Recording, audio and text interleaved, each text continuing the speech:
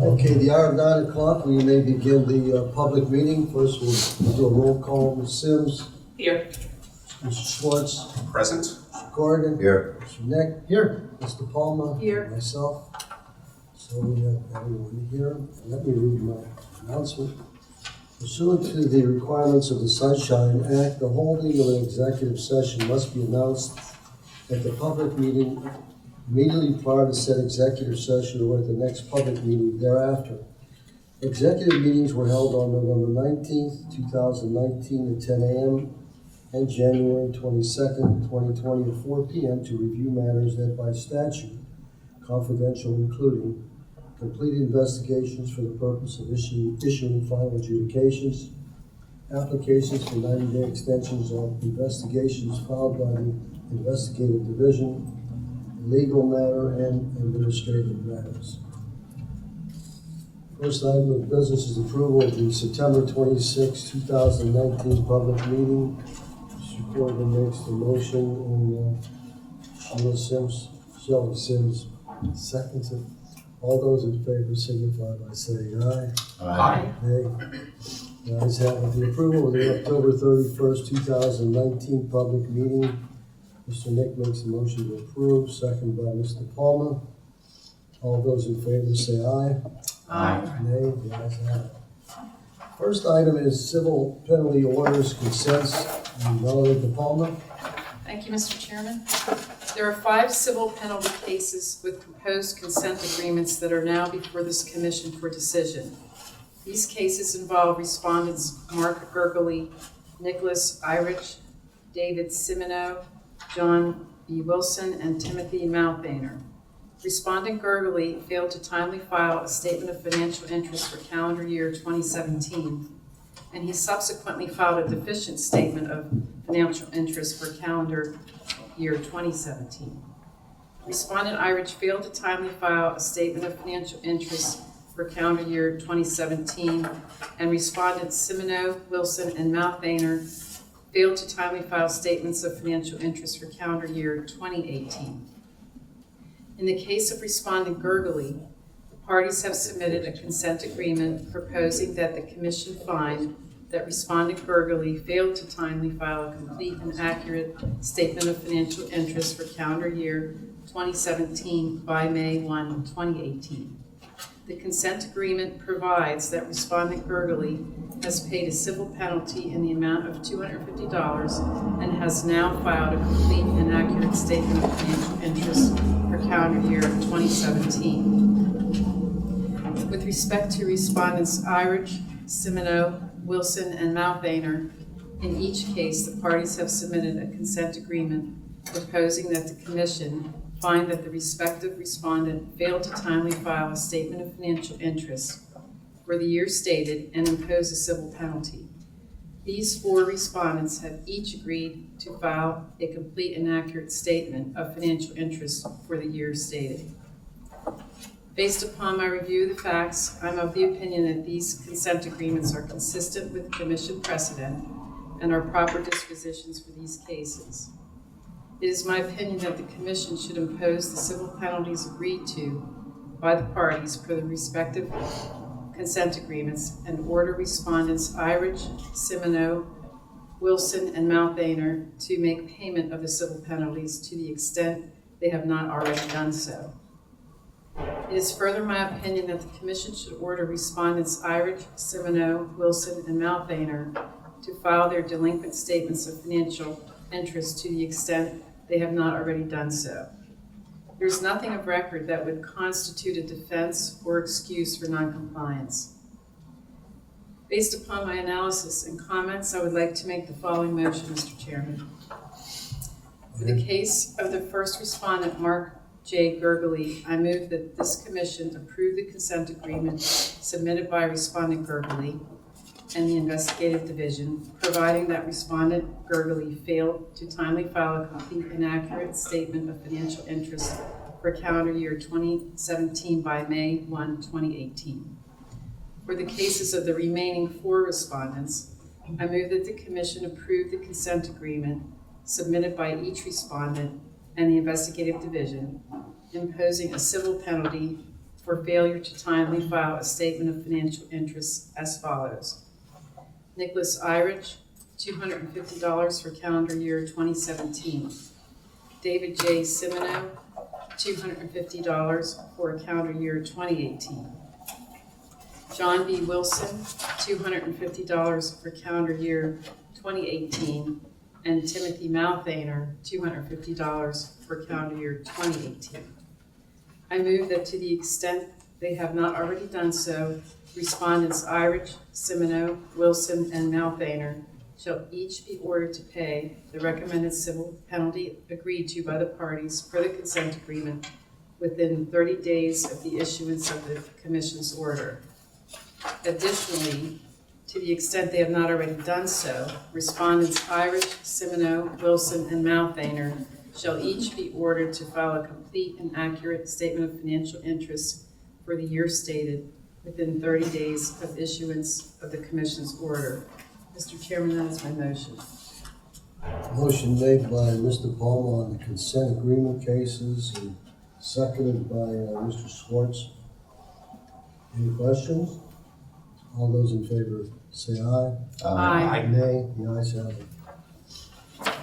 The next matter is the civil penalty orders defaults. Mr. Schwartz? Yes, thank you, Mr. Chairman. There are 8 civil penalty default cases that are before this commission. I will take us through each of the 8 individuals. Kirsten Snow, who is with the Pennsylvania Department of Aging for the calendar year 2016. Todd Lawson with the Pennsylvania Department of Revenue 2017.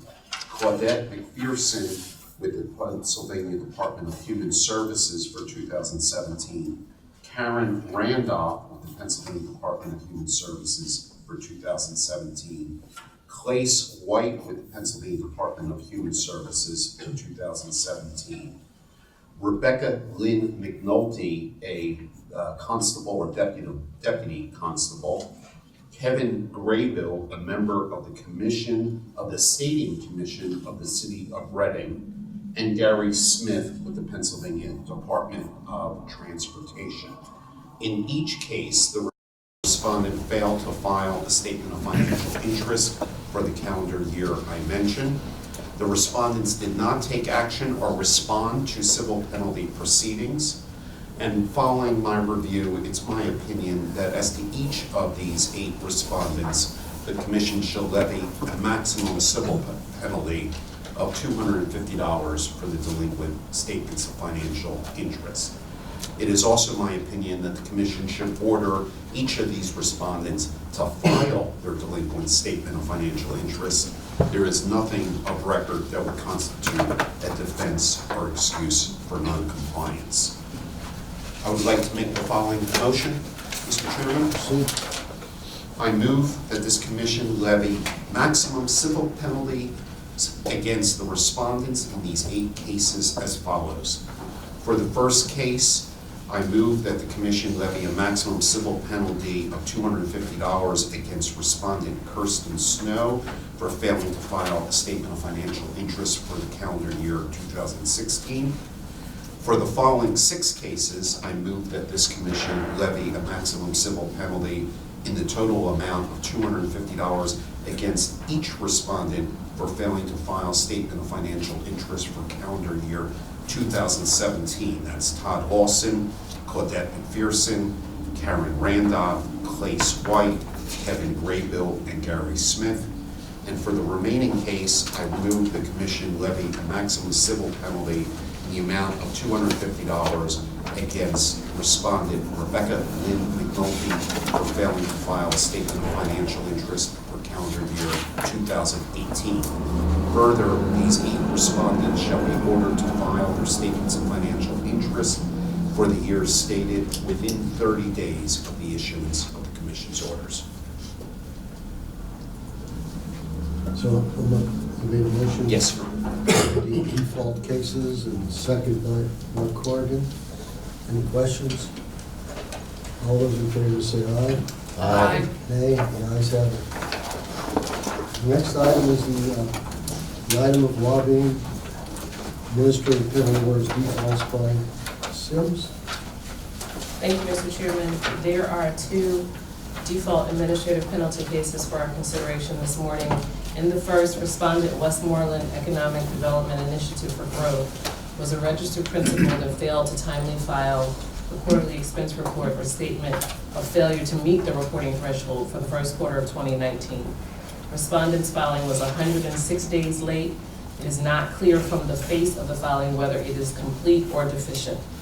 In the second matter, respondent Common Cause Pennsylvania was a registered principal that failed to timely file a quarterly expense report or statement of failure to meet the reporting threshold for the second quarter of 2019.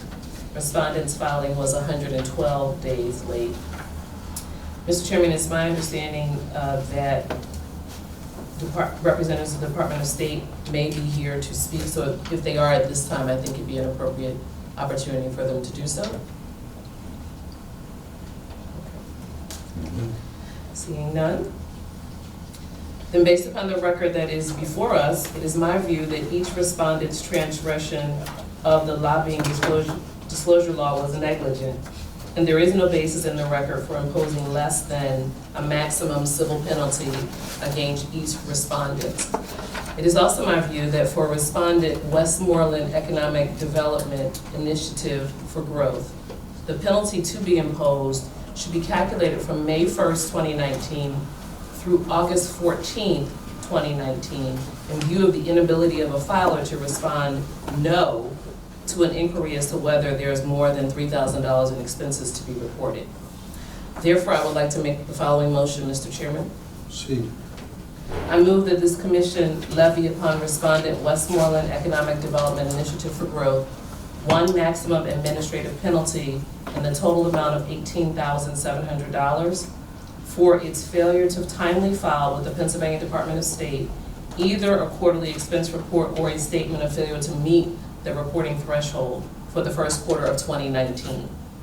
The administrative penalty is calculated at $50 per day for each of the first 10 days of the expense report or statement of failure to meet the reporting threshold was delinquent, plus $100 per day for each day of the following 10 days that the expense report or statement of failure to meet the reporting threshold was delinquent, plus $200 per day for each day of the remaining 86 days respondent's expense report or statement of failure to meet the reporting threshold remained delinquent.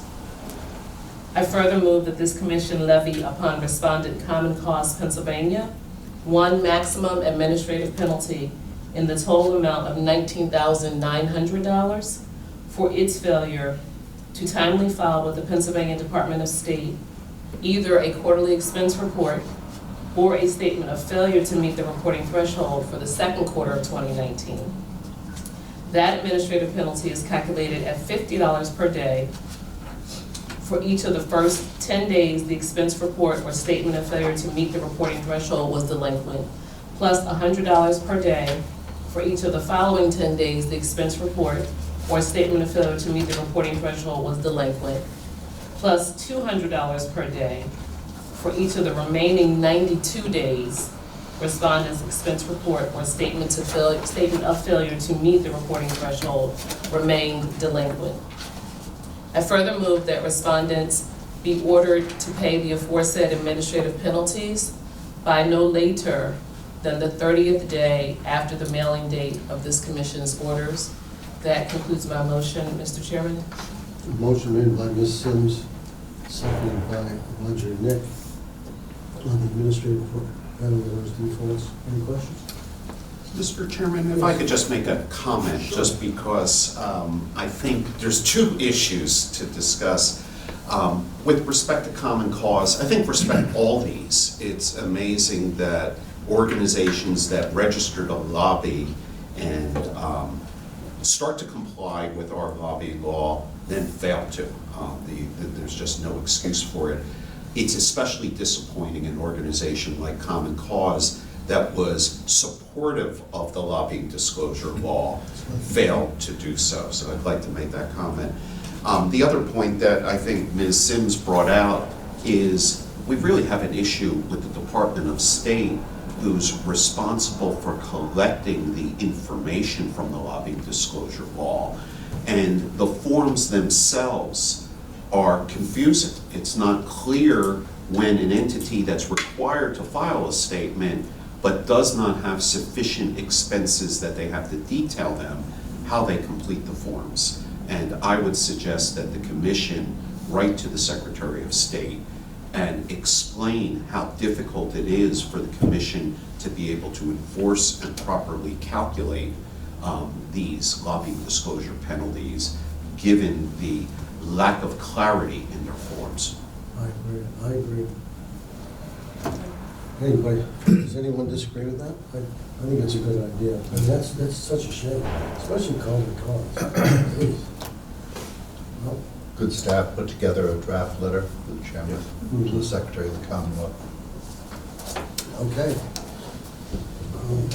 I think I interrupted the vote, Mr. Chairman.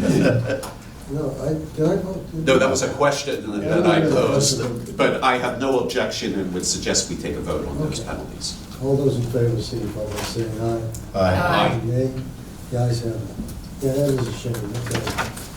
Now, the next matter is, it is our responsibility to read this. Pursuant to Commission Resolution 85-002, a notice of election must be publicly announced at least 30 days prior to such election and forwarded to all members of the commission. Therefore, the Pennsylvania Ethics Commission hereby announces that an election of officers will be conducted at the next regularly scheduled meeting of the Pennsylvania State Ethics Commission for the purpose of electing the chairperson and vice chairperson, as the term of office for the chairperson and vice chairman expires on April 11th, 2020. With that, I think that concludes the meeting. Anybody have anything else to say for the good of the order? Okay, the meeting of adjournment. I move we Mark adjourn. Corrigan makes a motion to adjourn, seconded by Mr. Swartz. All those in favor signify by saying aye. Aye. Nay, the ayes have it. That's it.